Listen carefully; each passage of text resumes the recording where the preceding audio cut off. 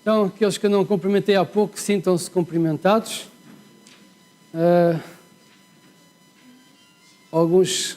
Se não tivermos chamadas do céu, então vamos desligar agora os telemóveis, para que não nos perturbe enquanto estivermos a meditar na palavra do Senhor.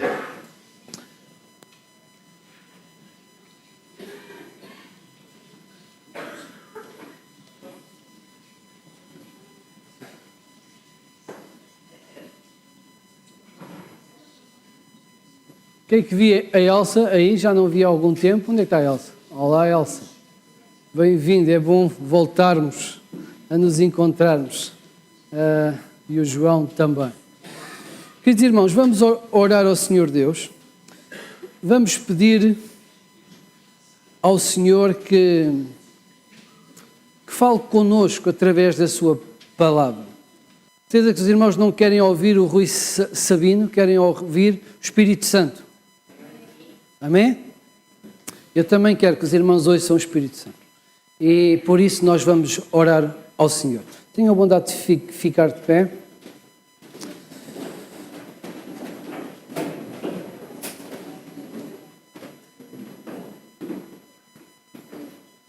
Senhor Deus, estamos na Tua presença, Senhor. Vamos ler a Tua palavra e te pedimos, Senhor, que o Teu Santo Espírito possa falar connosco hoje. Nada possa impedir que o Teu Santo Espírito, Senhor, se comunique connosco e transforme as nossas vidas. Este é o nosso desejo e o colocamos diante de Ti, sob o nome de Jesus Cristo, o Senhor. Amém. Tenham a vontade de sentar. Os irmãos podem abrir a Bíblia em João 14, 1 a 3.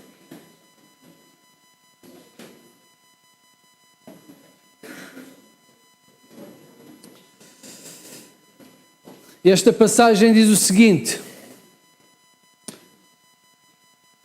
não se turbe o vosso coração, credes em Deus, crede também em mim. Na casa de meu pai há muitas moradas. Se não fosse assim, eu vos teria dito: vou preparar-vos lugar. E quando eu for e vos preparar lugar, virei outra vez e vos levarei para mim mesmo, para que onde eu estiver, estejais vós também. Vamos ler novamente. Não se turbe o vosso coração. Credes em Deus, crede também em mim. Na casa de meu pai há muitas moradas. Se não fosse assim, eu vos teria dito: vou preparar-vos lugar. E quando eu for e vos preparar lugar, virei outra vez e vos levarei para mim mesmo, para que onde eu estiver, estejais vós também. Estas palavras de Jesus foram ditas aos discípulos na quinta-feira em que Jesus foi preso. Esta quinta-feira foi um dia tenebroso. Jesus foi traído por 30 moedas de prata, por um dos seus discípulos. Foi negado por um dos mais fiéis, que veementemente disse que não o conhecia, que não sabia nada dele, que não tinha estado com ele. O apóstolo Pedro, que horas antes dizia que jamais o abandonaria, acontecesse o que acontecesse.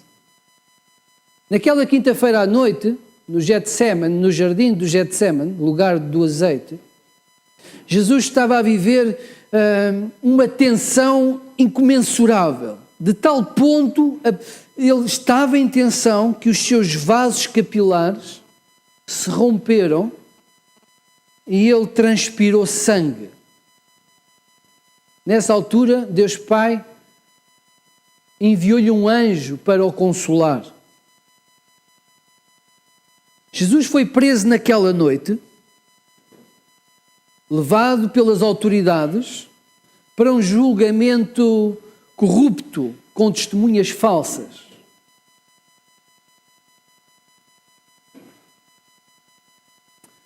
E os discípulos estão com Jesus a ouvirem estas palavras.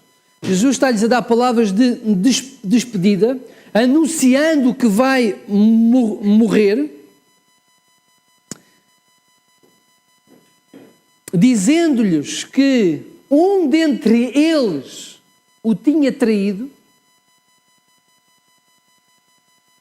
e no ambiente havia então a frustração de não verem Jesus como aquele Messias que eles esperavam que fosse, o libertador de Israel. A opressão que sentiam das autoridades judaicas era intensa. E tudo isto fazia com que os discípulos estivessem perplexos, tristes, assustados. Jesus acabara de anunciar que iria ser morto. E é então que Jesus lhes diz esta palavra: olha, não se turbe o vosso coração. Não se turbe o vosso coração. Não vos deixais levar pelo medo, não vos deixais levar pelo desânimo ou pelo desespero. A ideia desta palavra que Jesus lhes deixou é mais ou menos esta: não deixeis que o vosso coração, o vosso homem interior, aquilo que sois na verdade, seja levado como o mar é levado pelo vento. Credes em Deus, crede também em mim. Jesus exorta-os a crer nele como em Deus, porque de facto ele era Deus encarnado. Mas para os consolar, para os fortalecer, Jesus fala-lhes do céu. O céu é a nossa morada eterna, é o nosso destino eterno. O lugar que Jesus foi preparar para que pudéssemos viver com Ele e eternamente. O céu é o lugar onde a vida resplandecerá, onde vivemos no máximo das nossas potencialidades, porque estaremos junto do doador da vida. Jesus, já noutra altura, tinha dito que eles iriam passar por dificuldades, como estavam a passar naquele momento. Jesus disse-lhes: no mundo tereis aflições, mas tende bom ânimo, eu venci o mundo.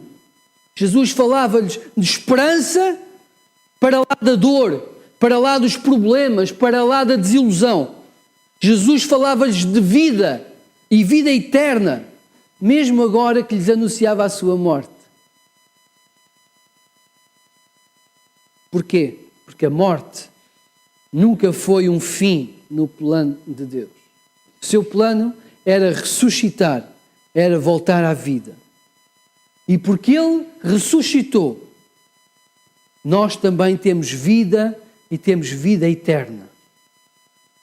A morte apenas era a condenação, era o pagamento, o salário do pecado. Mas Jesus viveu sem pecar.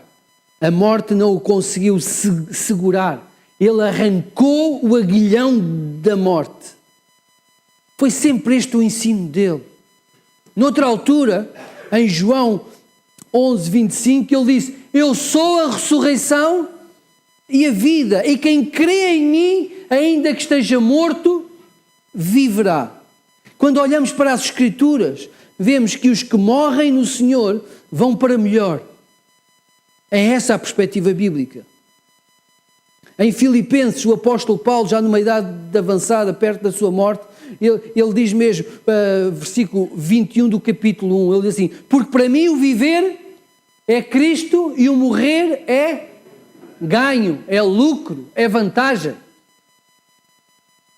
Porque para Paulo, o apóstolo, fazia sentido viver em Cristo, viver com Cristo, viver para Cristo. E um pouco mais à frente nessa passagem, ainda no capítulo 1, ele diz assim, olha, eu tenho o desejo de partir e estar com Cristo, que é incomparavelmente melhor. Não que ele estivesse frustrado ou que estivesse depressivo e que quisesse morrer, nada disso.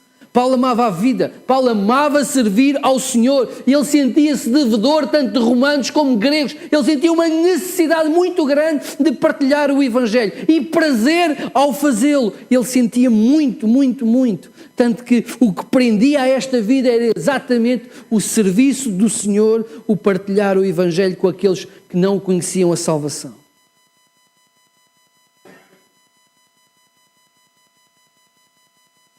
Mas no capítulo, os irmãos podem abrir, 2 Coríntios 12, conta-nos um episódio, uma revelação de Paulo.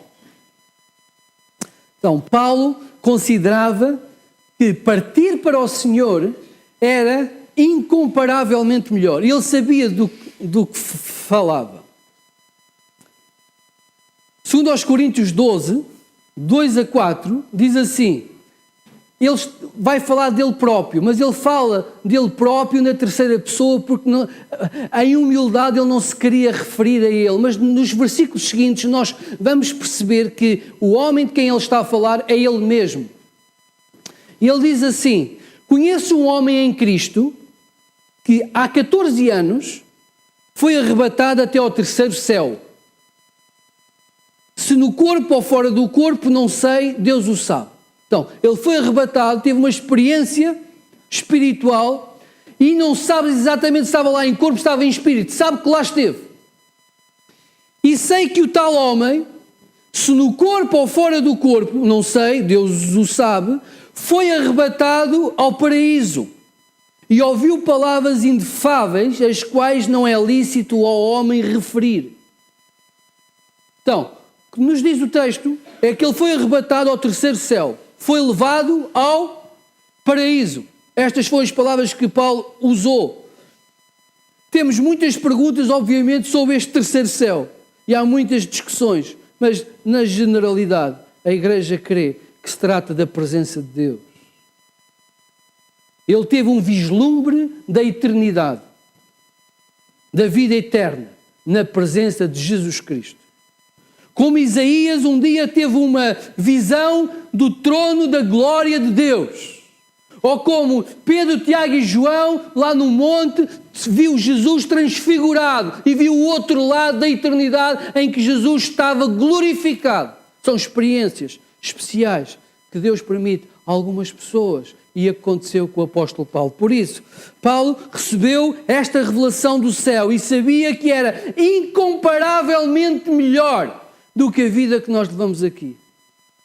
Morrer para o crente é deixar o corpo e é habitar com o Senhor.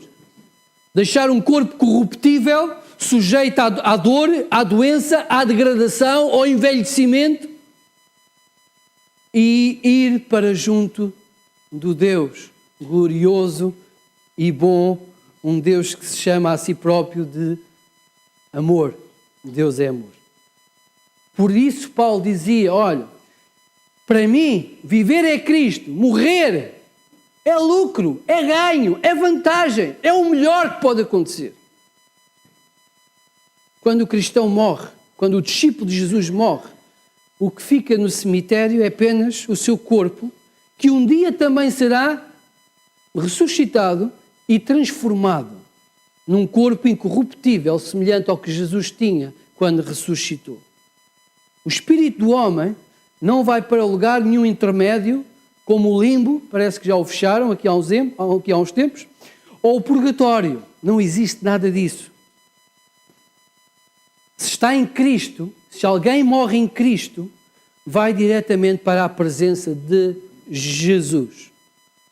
E Jesus foi bastante claro nisto.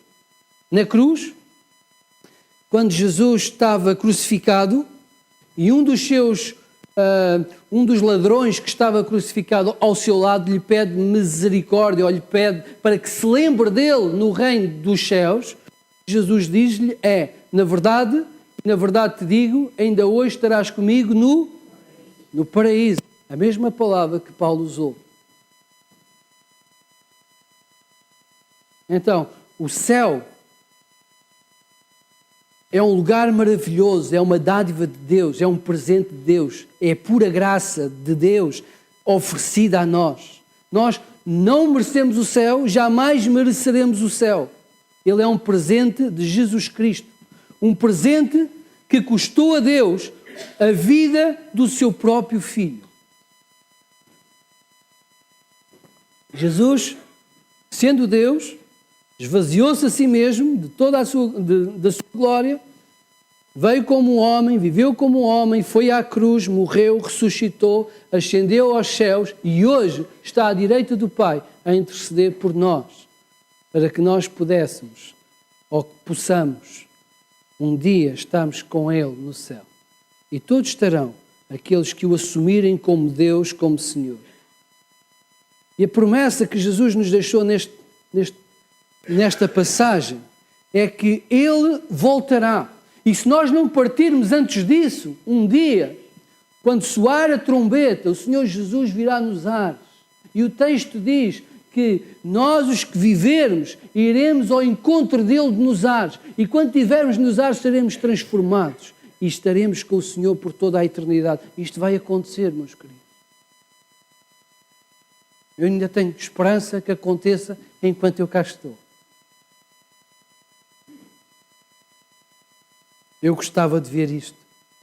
Então, o céu que a Bíblia fala é um lugar maravilhoso, de prazer, onde está o trono de Deus, com toda aquela multidão de anjos incontáveis. Lá a Bíblia diz que está o nosso tesouro, o nosso galardão, a nossa herança incorruptível. No céu não haverá luto, doenças, desgosto, sofrimento. Não sofremos a dor da separação de quem amamos. No céu não haverá sofrimento que nos limita, que nos ofende, que nos fragiliza, que nos faz chorar, que nos preocupa. Lá o Senhor enxugará os olhos, as lágrimas dos nossos olhos e viveremos com o Senhor Deus para todo sempre. Então é no céu, no paraíso, que Jesus disse que nos ia preparar uma morada para nós vivermos. Então, estas são as novas do Evangelho. Estas são as boas notícias que nós temos do Evangelho. Aqui e agora, do momento em que entregamos a vida ao Senhor, nós usufruímos já da vida eterna. Nós gozamos já da presença de Deus, mas fazemos-lo em parte. Um dia será na plenitude, será maravilhoso. Estas são as boas novas do Evangelho. Há salvação em Jesus Cristo, porque Ele morreu e ressuscitou.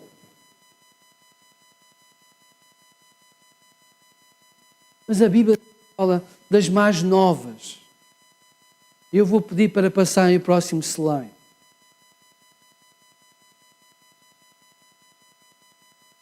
As mais novas são estas. Diz assim, os irmãos podem abrir se não conseguirem ler, Apocalipse 20, 11 a 15. Apocalipse 20, 11 a 15. Vamos ver as mais novas.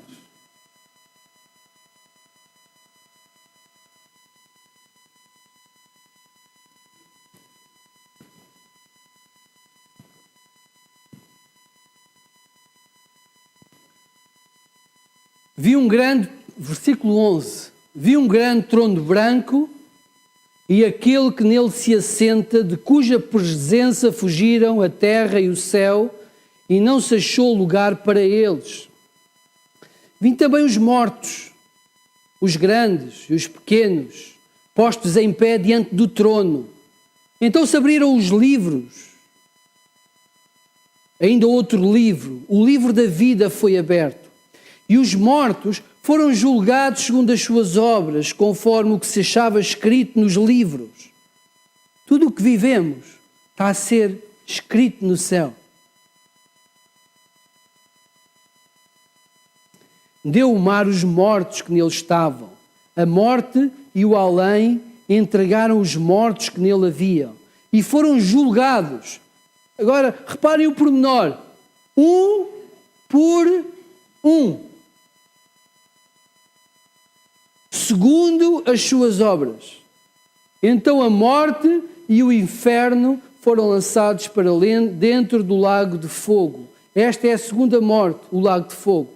E se alguém não foi achado no livro da vida, esse foi lançado dentro do lago de fogo.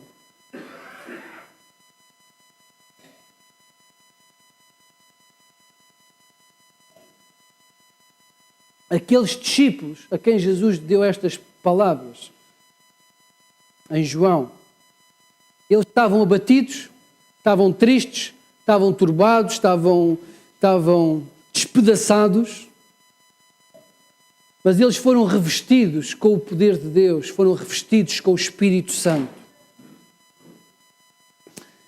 E a estes discípulos, antes de Jesus subir, deu-lhes a missão que tinham. Toda a autoridade me foi dada no céu e na terra. E, portanto, fazei discípulos de todas as nações, batizando-os em nome do Pai, do Filho e do Espírito Santo, ensinando-os a guardar todas as coisas que vos tenho ordenado. E eis que estou convosco todos os dias até à consumação do século. Esta é a missão que nós temos. A mensagem que nós temos, igreja, é uma mensagem de prazer, é uma mensagem de amor, é uma mensagem de vitória. Eu quero lhe perguntar, conhece alguém em que a mensagem do céu, das boas novas da salvação, faria toda a diferença? Conhece alguém que vive contrito, aflito? Conhece alguém que vive perdido completamente nesta vida? Em que esta mensagem que nós refletimos hoje faria a diferença? Conhece, vive ao pé de si pessoas que estão perdidas, que um dia, se não tiverem o nome escrito no livro da vida, vão ser lançados naquele lago terrível que arde com fogo e enxofre. Conhece estas pessoas? Nós não podemos, meus queridos, viver a vida como se a vida fosse aqui a eternidade. Nós somos peregrinos. Aqueles discípulos saíram das casas trancadas e anunciaram ao mundo e chegou a nós a mensagem da salvação. Nós não podemos saber que existe o lago que arde com fogo e enxofre e existe o céu maravilhoso que Deus criou e não dizer às pessoas, porque temos medo que elas se escandalizem com aquilo que nós vamos dizer. Nós temos que dizer a verdade às pessoas. E esta é a missão. E o que Jesus disse da missão, olha, ide por todo o mundo, olha, ide, onde quer que fores, prega o Evangelho. Eu fiquei muito feliz do coral ter ido ao Algarve, a Guimarães, pregar o Evangelho. É isto mesmo, naquilo que houver possibilidades de nós fazermos, temos que o fazer. E pagaram a sua viagem, e pagaram a sua alimentação, e gastaram horas de serviço para servir, para poderem cantar e pregar o Evangelho. Isto é bom, é maravilhoso. Mas também pode ser na nossa hora de almoço, com aqueles colegas que nós sentamos sistematicamente à mesma mesa e dizer-lhe assim, olha, eu creio no céu. Com certeza que eles vão perguntar, como é que é o céu? E nós pregamos o que é o céu. Certeza, temos familiares que ainda não ouviram esta mensagem, eu tenho. Eu quero que eles ouçam. Será que não podemos chamar pessoas à nossa casa para beber um chá, ou para almoçar, ou jantar, e partilhar o Evangelho com elas? Não é preciso um curso teológico, é dizer assim, olha, Jesus é real, olha, o que Jesus tem feito na minha vida é isto. Deus tem-me dado esperança, alegria, tem abençoado a minha vida e deu-me salvação. As pessoas perguntam, mas o que é isso? Esta é a missão que nós temos. Porque a mensagem que nós temos é uma mensagem de prazer eterno, de vitória eterna, de vida eterna. Por isso, como diz o cântico, fala e não te cales. Esta é a mensagem. E o que vamos fazer a seguir, meus queridos, é lembrarmos todos do que Jesus fez por nós na cruz do Calvário. Com este pão, com este vinho, lembrando a sua morte O seu sacrifício foi o preço necessário para que um dia nós possamos viver no céu eternamente. Amém? Vamos orar ao Senhor Deus?